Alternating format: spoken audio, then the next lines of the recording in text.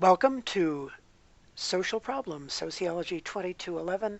I'm Suzanne Prescott, your instructor, and we're going to spend a little time showing you how Blackboard is used in this particular course. I know a lot of instructors use it in different ways, and I want to make sure you know how we use it in this course.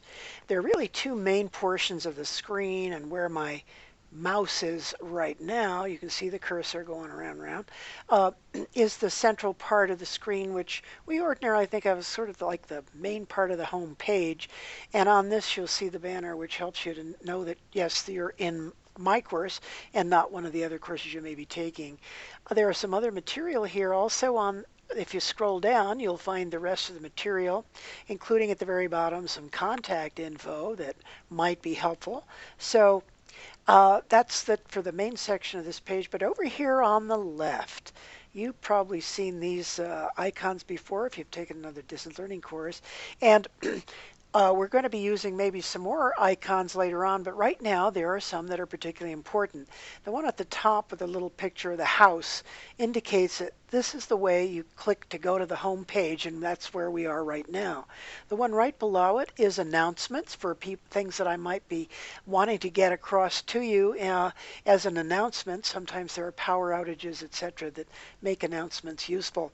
But one of the main things for our course is this icon here, this picture of several pages.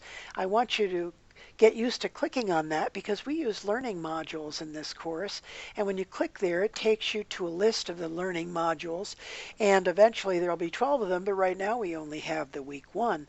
I'm clicking on it, and I'm going to show you what's in typically in one of my learning modules. By the way, look at the screen right here. You see this line? You can use that to adjust what you see on the page. Sometimes it's easier to see it when the part on the left, which is called the table of contents, is spread out a little bit. But if you do that, it will minimize the part on the right. At any rate, the first item each week should be the coursework sheet.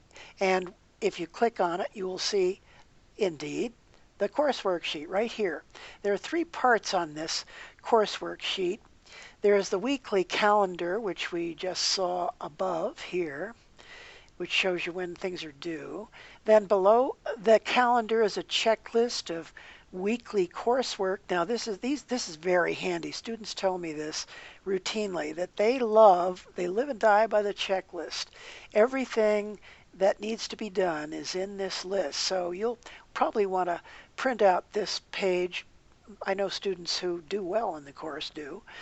And right below the checklist is an item, a descriptive item for each item in the checklist. So for example, the welcome message, which you're watching right now, is the first item on the checklist of things to do.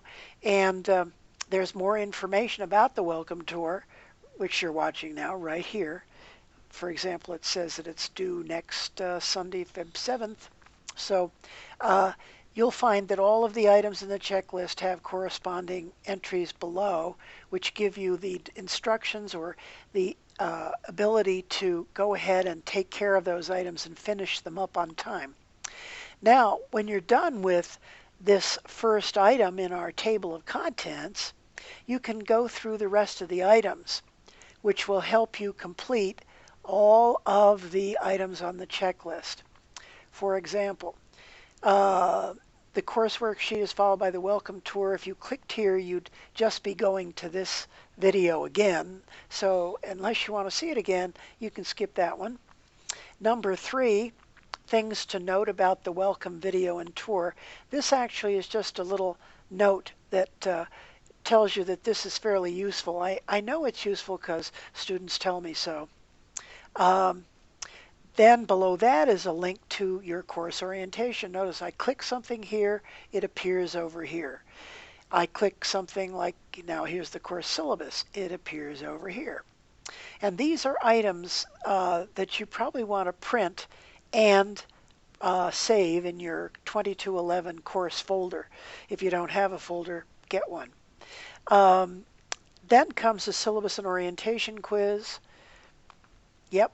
There's information about the quiz here, and then at the very bottom it allows you to take the quiz. So once you've read the orientation, read the syllabus, been through this video, looked at your course worksheet, I would recommend then taking the syllabus and orientation quiz. There are 15 items on it, and you can take it as many times as you need in order to get all of those questions correct, because each question you get correct is worth a point. Then there's an item, another video. I'm not going to click on it because we don't want to watch the video right now, but it's a video that shows you how to do one of the items on your course worksheet. There's an item that asks you to email 6 classmates, and some people say, well, I sort of know how to email, but I don't know how to just get 6. This video shows you how to do it.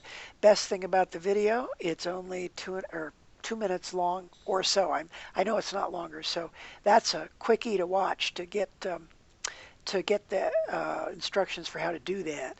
Then here is a link to your introductions. If you click here, you can go to the discussion board where you can create your message. When you create a message, you add the title and whatever introductory material you want to put here.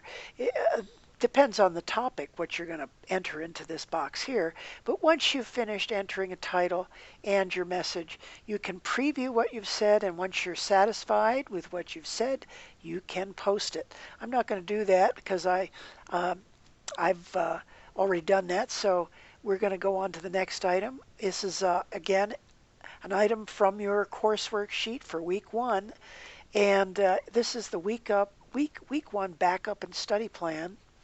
This is in the assignment area, and you're going to be submitting an assignment. You can either put your plan right in this box, or you can submit your plan as a Word document right by clicking on Add Attachments. This is an important part. It's worth 10 points of the points you get for week number 1. And it tells me also whether you're, really focusing well enough on this course to stay in it. If you seem to have not read the instructions and aren't quite able to complete this assignment, then my guess is probably you might want to focus on your other courses and drop this one. There is even, in fact, a document in here, how I grade your plan, so there's no reason why everybody can't get all 10 points.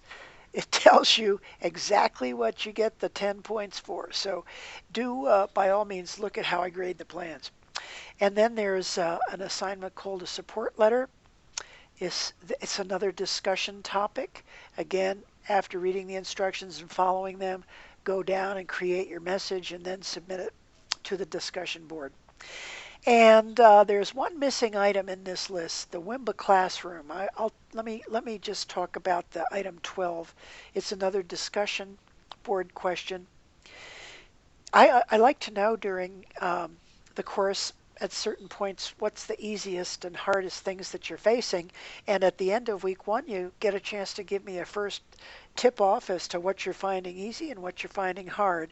Again, click on Create Message to complete your discussion entry for week 1 Easy Hard. Now, I said there was an item missing from the list here in the table of contents. There will be an item down here between 11 and, the 12 will become 13, and the new item called Wimba Classroom will become item 12, new item 12. Wimba is something we're using this term. It's the first term we've had an opportunity to use it. Other campuses in the state are already using it with great success. It really expands the features that we have for the course and allows it to get more timely information to you, and it's perhaps also more personal in that it allows for better interchange between or among students and their instructors. So look for this item on the final version that you encounter when you come into your week 1 learning module. Okay, if you wanted to print out some of the materials that you see in the table of contents, click on the printer, indicate which items you want to copy or print. Usually if they say file after them, you want to print them. And then when you scroll down, you'll be able to print it And I'm not going to do that because I already have them, but I'm going to go over here to this page and say thank you very much. I appreciate your stopping by.